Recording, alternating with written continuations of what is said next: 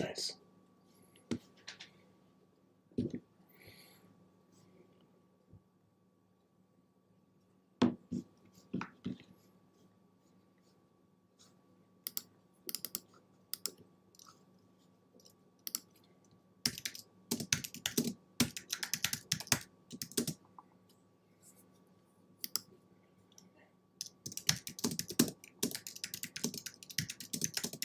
Hey everybody, just getting set up here for this first live stream.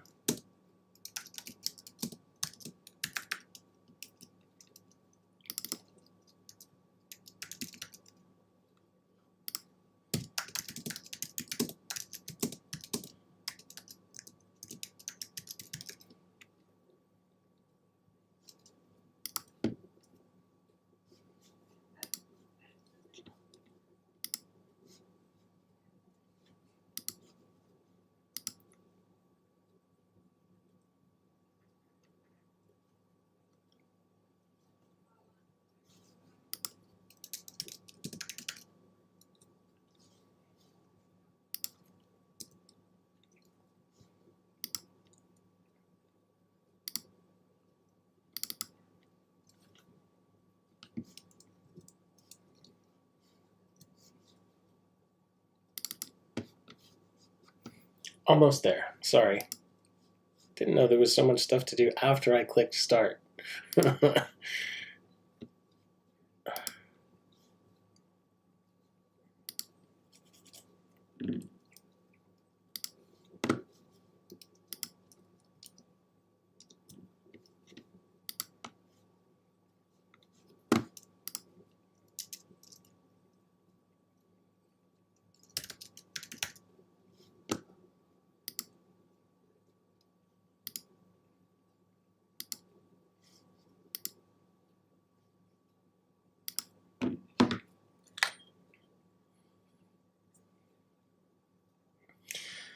All right, sorry about that. So today I wanted to talk with you guys about networking and the importance of networking and why it's made such a big impact in my career.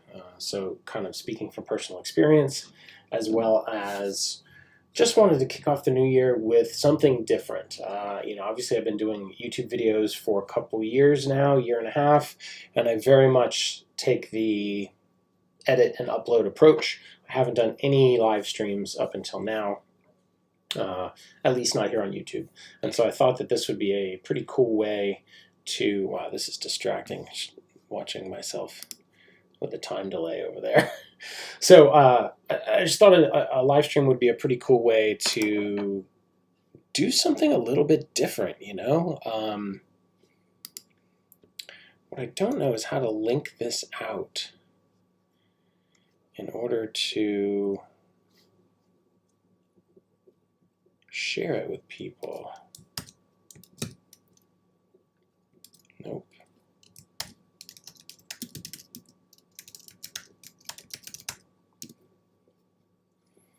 We're going to find out together.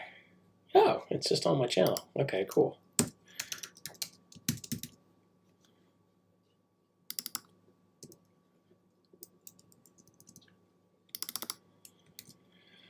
Okay, so like I was saying,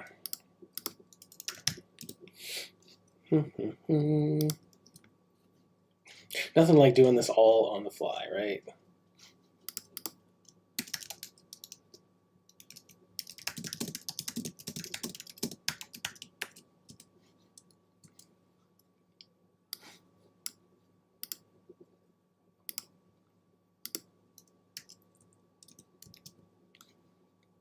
Excellent. All right. So this month for Create More with my good buddy Simon Shackleton, we are also going to cover the topic of networking, and I thought this would be a good sort of predecessor or precursor into that session. So normally we do that on the first Friday, but we've had some roadblocks, and so it looks like we're going to do that on January 14th, so that'll be the second Friday of the month, and I hope you can join us. That's our Create More. Oh, look at that. There's the hat right there. Those are our Create More sessions that we do every month. And so, like I said, pretty excited to hop into this, right? And just to try something different. I do teach frequently for Icon Collective, so this notion of like lecturing and doing stuff in real time is pretty natural to me, for what it's worth. So hopefully I'll be able to keep up a series of these, and even more hopefully you guys find them somewhat intriguing. So if you've just joined this or you're watching the sort of replay, I'm going to kind of bypass all this stuff and dig into the topic here at hand, which is networking. And so what I thought would be an interesting, or hopefully interesting thing to look at would be, my own career in the music industry seen through the lens of networking, seen through the lens of, how do these opportunities come to pass, and maybe look at a couple of the really pivotal ones for me and dissect them a little bit. And so for this first stream, I don't want this to be a hour long thing. I just wanted to, I think throughout the month I'll kind of break my career into quarters, and we just kind of look at a few of the different things that I've learned at the sort of big phases of my career, and how networking really impacted those particular phases. So, I went to college in the University of Miami back in the 90s. I moved out here to San Francisco. I did join a band called Super Booty, which is also how I met my wife, and met a bunch of great people in that band. There were 15 of us. It was pretty crazy. But in terms of the music business, I didn't really learn anything. I was playing saxophone. I was having a lot of fun. We opened for a lot of really big bands, but I wasn't handling any of the bookings. I wasn't handling, this predates social media, so we didn't really have much of any marketing other than putting up some flyers around town and things like that.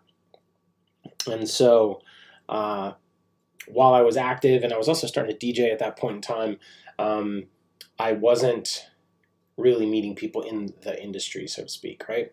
And so around 2001 is when I got my first kind of industry gig at Virgin Megastore, downtown San Francisco. And like I said, I didn't really know anybody, but what I did know at that point in time was my electronic music, because I started DJing about 10 years before that, and I really had gone deep into breakbeats, into downtempo music. I certainly knew house music, although it wasn't really what I enjoyed playing, but I really understood the lay of the land in terms of electronic music and DJing and culture, and that's what got me the job. So that first gig certainly wasn't anyone that I knew that helped me get that, but it really was my sort of institutional knowledge of the subject matter, mainly dance music and vinyl. It's something that I loved, and wanted to just be in the middle of it however I could. And so they gave me that job.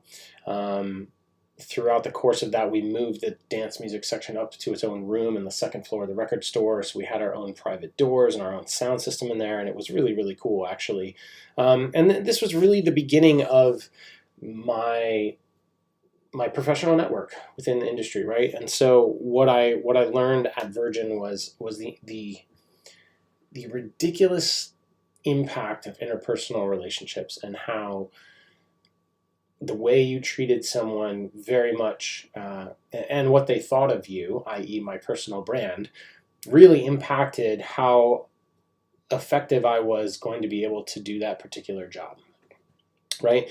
In other words, if I had a sales rep that loved me and would do whatever they could to help us succeed because I had a really good rapport with them and a really good relationship with them, they would be able to help me if we were running out of a really hot product. For instance, like Miguel Mig's Naked Music CDs used to just sell like crazy at our store. He's a big San Francisco guy, but also that sound just did really well. And it was one of those things where, man, if we were out of those, it was sales we were losing out on, right? So it would be the kind of thing, whereas if I had a really good rapport with that sales rep, he'd be able to make sure that my orders were getting processed on a timely manner, run priority shipments for me, that kind of thing.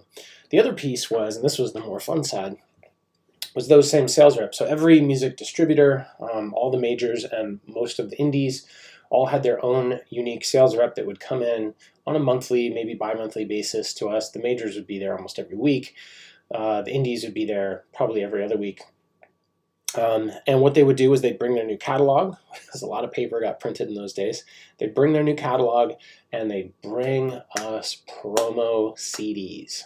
Those were my favorites. So this is basically all the advanced copies of the CDs that they would give out to buyers like me, so that we could listen to something and decide, do we think that our store is going to do well with this particular CD or this particular artist and this particular album?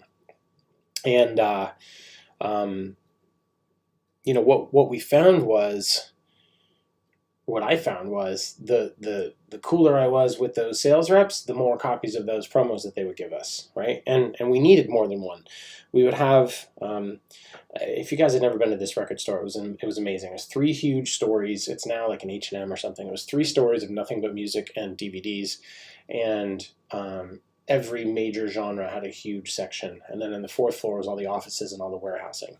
And so we would need 3 promos for our store, just at minimum. One would be for the in-store DJ. We had a guy down on the 1st floor that was like the Virgin Megastore DJ. He would want to play stuff. We would want one for our dance room, so that my guys on their sound system could play this new CD. And then we would need one for the listening station, which was those little headphones that would be on the wall, where customers could come up and preview something before they buy it, right? So that's 3 copies minimum to make our store really, really push something that was going to be a good title for us. Now, I don't know about you, but I've collected music since as long as I can remember. So Jeff wanted a copy for his own personal, right? And then my guys that were on the sales floor were equally little record junkies too, right? And so they also wanted a copy or 2. So now we're looking at like, wow, 5 copies would be great to get. Well, you know, you multiply that by the number of stores and the number of like accounts that are just in San Francisco alone, that gets to be a lot of free product that they were giving out. And so the better my network was and the better my relationship was with that particular sales rep, the more likely I was able to, you know, kind of get what we wanted on the promotional side of things. So that was a big deal, you know. Building rapport and trust with our customer base was another kind of a piece of the network. It wasn't, I don't think, as important for me like over the long term, but it was certainly important for me to do a good job while I was there at Virgin, and to really understand what people were going to be looking for, right? So it's hard for me to tell who's here right now, but if you are joining me, by all means, say something in the chat. So another really key relationship that I made early on was with the corporate dance buyer, this guy named Richard Bridge. Oh, big shout out to Lauren Torresola, who used to work at ADA and was one of my big sales reps. ADA had tons of cool dance music, and he would always take good care of us. And we're still friends. Like, we're still Facebook friends, and he's still in the Bay Area. So another guy that was really important for me was our Los Angeles buyer, who was a guy named Richard Bridge. And he was kind of my counterpart in the Los Angeles office, and he was deciding, like I was deciding what San Francisco would carry, he was deciding what the entire chain would carry, and had a lot of influence on like the release date purchase orders. So him and I became really tight, and he actually introduced me to Simon Shackleton, who I'm dear friends with and now runs Create More with me, right? And so back when he introduced me, I just knew Simon's music. I knew that I loved Elite Force and his record label, and, well, you know, kind of fanboyed out a little bit with it. But at the end of the day, was just excited to meet this guy, and him and Richard had been friends for quite a while. And so, you know, and like looking back now 20 years, to think that I'd be doing a monthly, you know, we used to do these a weekly or monthly sort of discussion around creativity with this artist that I have become close friends with, all because my old boss thought that the 2 of us would get along well together, and because he had a good read on both of us, he was right, you know. And like over the course of the years, that relationship has deepened, that relationship has blossomed. It's gone from well, anyways, we'll talk more about that and create more when we're together. But so Richard Bridge was a big one, right? The other big one for me, and I'll say this and then kind of move into some of the more music side of things and less about the business side, but there was a label called UBL Recordings, and in that label was selling tons and tons of stuff in our store, pretty mainstream dance music, things like that, to sort of go with the ultra dance compilations of the world, like they were the local version of that label. And Jim and I, that was the name of the label owner, became pretty good friends because my store would sell a lot of that product. And if you're just joining me, what I'm doing is I'm kind of talking about the importance of networking, especially within the music business, but within any industry, and looking at, through different facets of my career, how and when that networking has become important and why it's played a big role. So thanks for being here. And so Jim and I became tight, you know, mostly because my store was doing really, really well with his product. But he would come in and give us, you know, free promos and make sure that he had lots of sort of shelf space and all that kind of stuff. And we were, you know, we became buddies. And shortly thereafter, we started talking about what it would be cool if we did a compilation that wasn't so like, I hate to say it, but it wasn't so fucking cheesy. Because although I was selling a lot of the stuff on his label, I wasn't the biggest fan artistically of what they were doing. It was like really mainstream stuff. If you remember, the 92.7 radio station here in the Bay was doing like really commercial dance music. That was the sound. And so we kind of brainstormed the idea of doing like a very Bay Area focused collection of like more sophisticated electronic music, and this idea of doing Destination Lounge was born. And to this day, it's still been the most successful sort of CD compilation that I've ever done.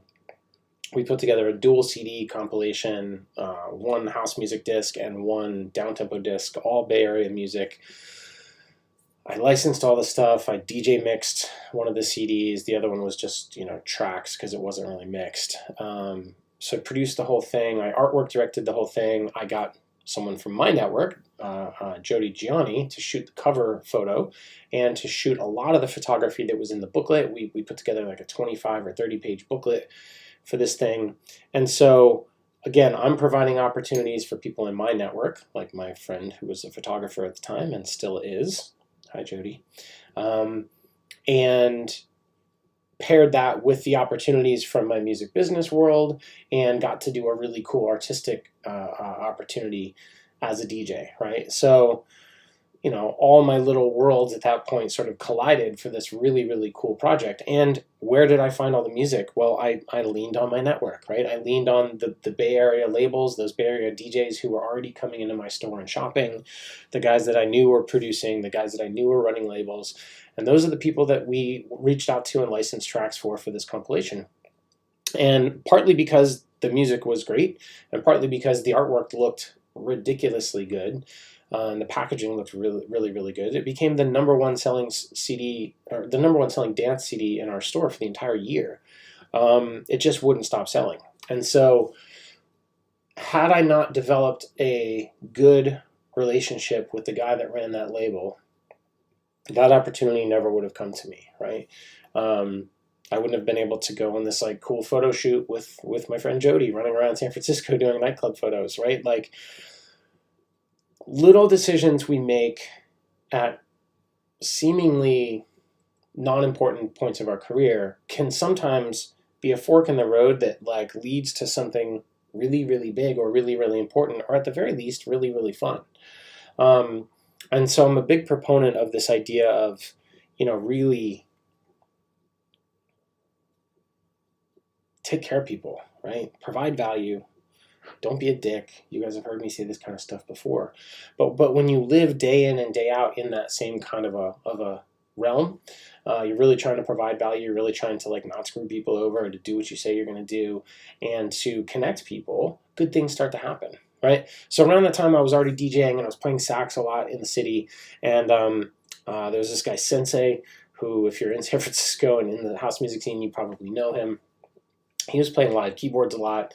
He knew I was playing saxophone, and so he got me a gig with these guys named Late Night Sneaky. And I didn't know it at the time. I thought I was just going to sit in with this group of DJs, and that was it. And this was a life-changing network for me. 3 days ago, I played with these guys, right? And I'm talking about 20-year history. So I've known the Late Night Sneaky guys. So there's Michael Anthony, there's B. Smiley, and at that time there was also Jay Bowman and Jason Cadlick. And Michael, the five of us have played crazy gigs all over the country. We played Coachella twice. We got flown in a private plane to Reno to play a casino gig. Like, you know, we've played. I say all over the country. We've really played a lot here in the Bay Area, but we played in Miami. We've done some really cool things together. Partly because again, I put in my time, and so I knew how to play saxophone. I was providing a musical value to these guys.